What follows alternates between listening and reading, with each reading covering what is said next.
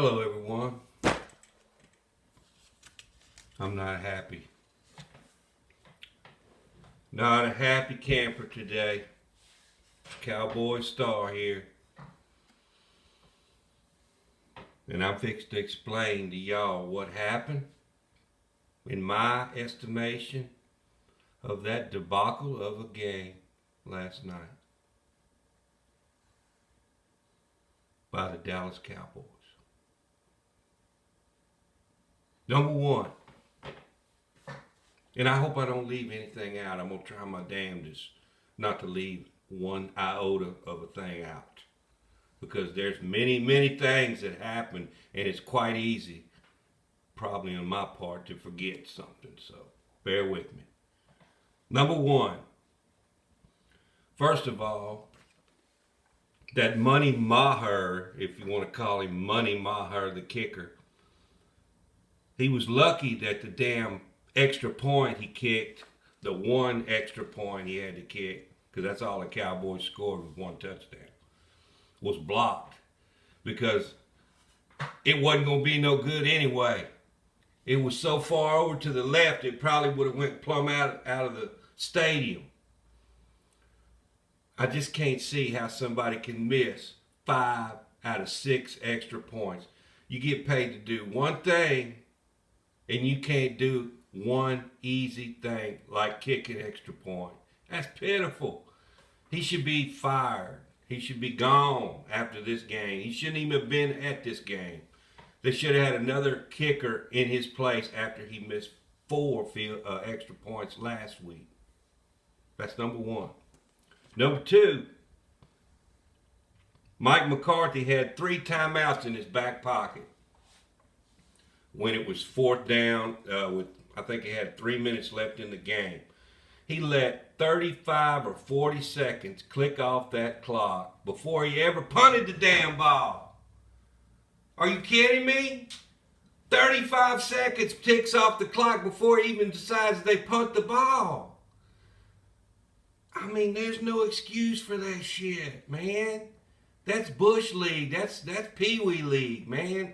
Any coach knows you have to stop the damn clock if you have any chance when you're behind by 7 points with that few of time left on the clock.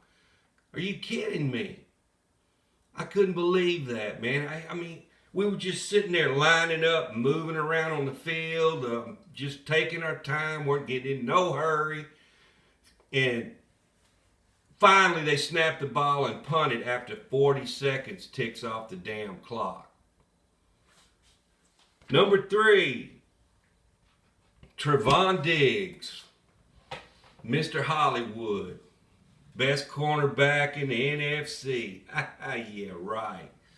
When old Kittle was playing ping pong with the damn ball across the middle of the field, Diggs decides to throw his body in front of Kittle instead of hitting Kittle and knocking the damn ball loose.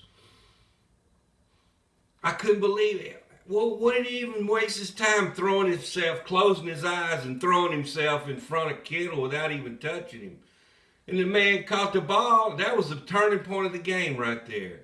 When Kittle caught that ball that he bobbled about 5 or 6 times and finally caught, nobody even touched him while he was bobbling it. There was people around him, but nobody touched him, namely Trevon Diggs. I couldn't believe that, man. That was no excuse for that kind of shit. And number 4, last but not least, our fearless leader, Dak Prescott, let Mr. Irrelevant, and this is almost humorous, this is really funny to me,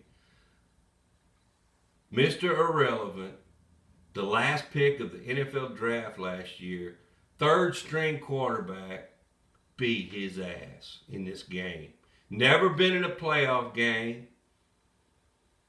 Dak is in his 7th year and can't even beat a backup 3rd string quarterback. Now that's pathetic. And Dak again, 2 interceptions. which mystifies me where he was throwing the ball on both those interceptions. God only knows. It's like he panics back there, and he doesn't know what the meaning of throw the ball away is. I mean, I have yet this whole year to see him throw a fucking ball away instead of just throwing it into the teeth of the defense when the person isn't even open. That's what Dak does.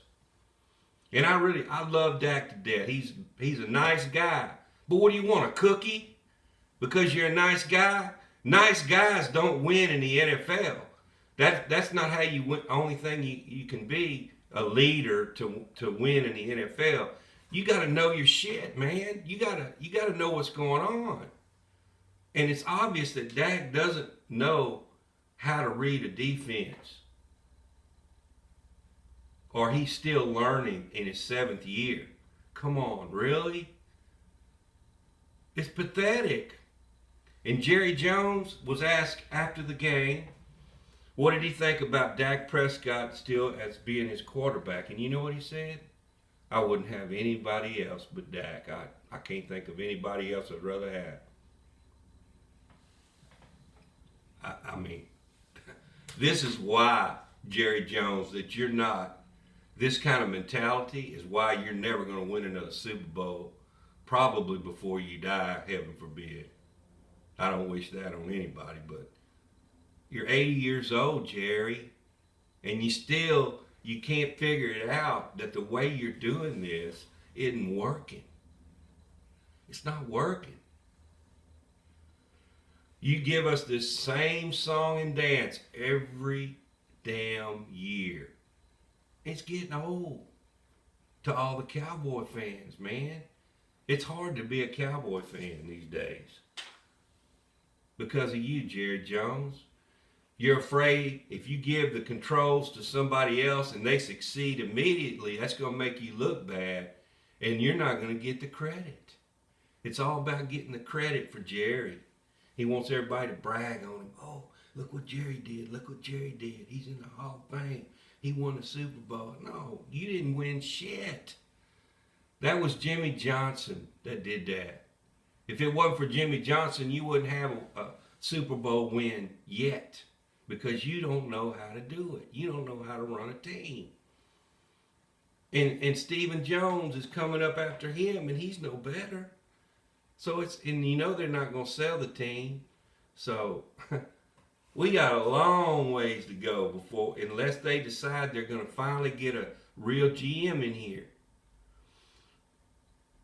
But back to Dak Prescott. You know, part of the problem may be the offensive coordinator because he may not be preparing or training Dak all these years like he's supposed to read the defenses, to know where to go with the ball. Because when Dak fades back when he's against a good team, now he can beat the hell out of these easy teams. He's a good regular season quarterback, but when it comes to playing the playoff teams, Dak can't do it. He can't do it. He's lost. He looks like and when they have a good defense and they disguise things and show him something that he's never seen, Dak doesn't know where to throw the ball. He forces it, never throws it away, and he just throws it. He's in its mode where he's throwing interceptions. Now Dak, in the first part of his career, he never threw interceptions, but it's just recently this is going on. And I don't know what's causing him to do that. I don't know if they're just telling him to get back here and wing it or what's going on, but something's got to change because Dak is never going to win, never going to get any further than we got playing like he's playing. And once again, it's kind of like Stephen A. Smith says on ESPN, just wait. Just wait. The Cowboys will crumble. And he's right. They do it every damn year. They might have a game that looks like they could beat any damn team in the league. In the very next game, they're so inconsistent. Especially Dak. Dak looked like a Hall of Fame quarterback last week, did he not? And what did he look like this week? He looked like he'd never seen that defensive scheme that the 49ers threw at him in his career. So the Cowboys, they have a lot of decisions to make. Yeah, I hate that the season is over with and that it ended like this, 19-12. Really, come on, man. I'd rather lose 45-0 than 19-12. Didn't score but one touchdown. Maher kicked 2 field goals somehow. I don't know how in the hell he did it, but he did. It's pitiful, man. It's pitiful. And now we got to wait 7 months till August before this all will start over again. And Jerry Jones, in the meantime, he's counting his pennies, he's rolling his pennies up, counting all his money, waiting for that NFL draft to come around so he can do it all over again.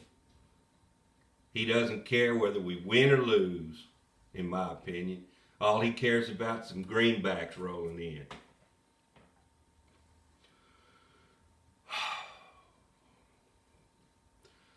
Well, anyway, that's enough. That's all I got to say. I had to get it off my chest. It took me I couldn't even get on here last night after the game. I was so pissed off. But we should be used to this, folks. This is what happens every year. You know, we have a good enough team to get to the playoffs, give us a little tease, and then they break our hearts every time. But I'll be back on here in the off season. I'll probably get back to doing Where Are They Now, some of the older Cowboys and what they're doing these days since they retired.